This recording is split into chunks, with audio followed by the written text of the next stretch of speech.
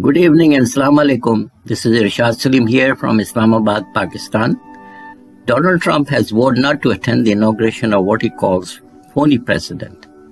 Traditionally, this inauguration is held in January after polls in November. This year's inauguration is on January 20th, 2021, and President-elect Joe Biden will be sworn in as the 46th President of the United States. However, Trump says he'll hold huge campaign-style rallies to push what he calls voter fraud examples. Trump's allies are reportedly bracing for a 30-day legal war as Americans pivot from a red-hot Trump to Biden's seasoned cool.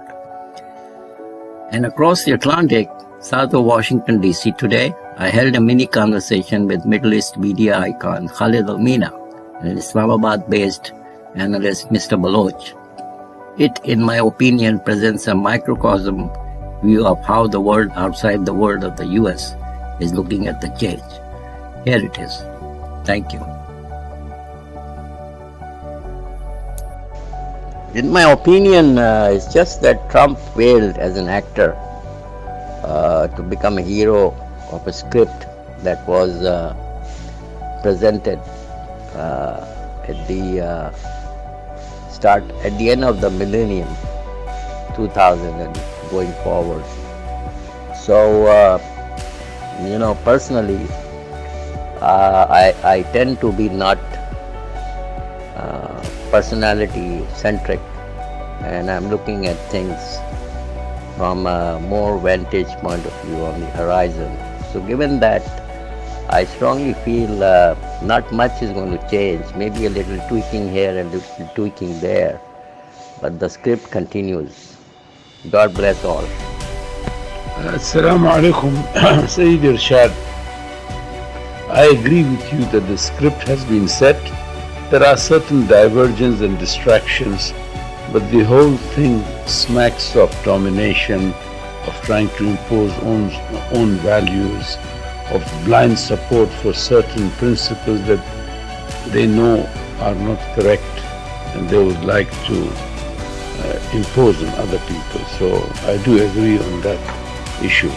Now, even with Mr. Biden, there will be some things said about liberal values, but the hardcore issues of the Middle East will remain the same. In Africa, it will remain the same.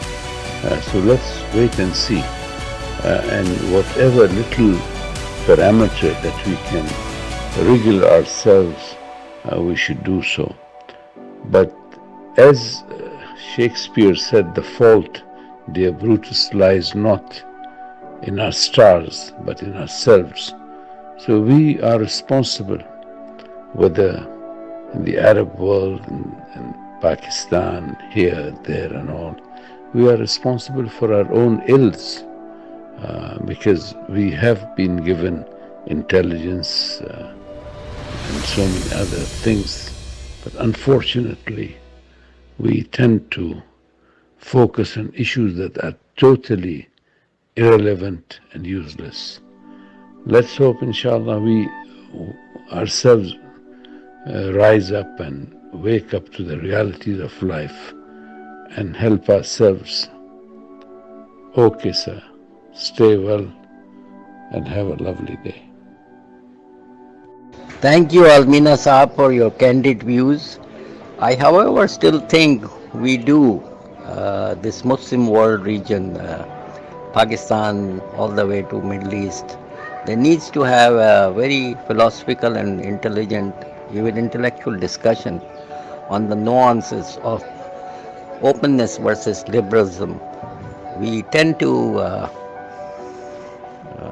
consider both of them the same thing. So we need to look at it given our lifestyle and our value systems.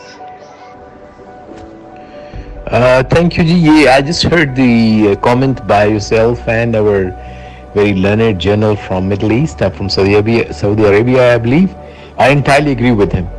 Seriously speaking, if you look at it objectively, why should we all be looking at the elections of the US so keenly as if they are going to decide our destiny? But that is what the fact is.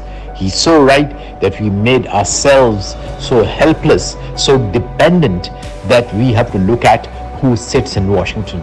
In the ideal world, it should not matter the least to us if we were really interdependent within the Ummah or within the Middle East and Asia, and not dependent and not looking to one power in the world. But that is a ideal situation. But the reality is that US continues to dominate technologically, militarily, and economically.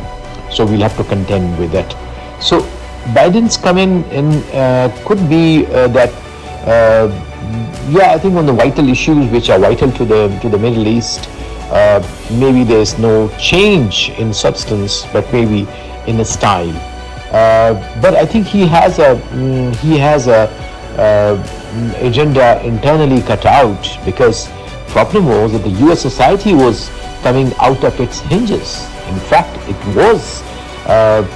the centripetal forces were centripetal forces which they were just tearing it apart, the racism and all of that. So I think you have to first of all look at the pandemic, which is the most, I think, urgent piece of work that is cut out for him, and then the racism that was so kind of stocked up, and on the international arena, I believe three things that I think he has to really at least tone it down, and of course re-engage. First of all, is the Paris Climate Agreement. If he really rejoins, that would be a good news for the globe and for the planet Earth. One. Second, if he goes back and engages with Iran, I think it's good for the Middle East, it's good for the world. Because withdrawing simply was not a great option as such. Three, I think the tempers with China would hopefully come down. Yes, the Cold War would continue, but I think the dangers of war as were being visualized in the South China Sea, hopefully that comes down. But let's pray that really peace ultimately wins. All the very best to you and to the rest of the world. Let's remain optimistic. As they say, pessimism is no option. Thank you. God bless you all.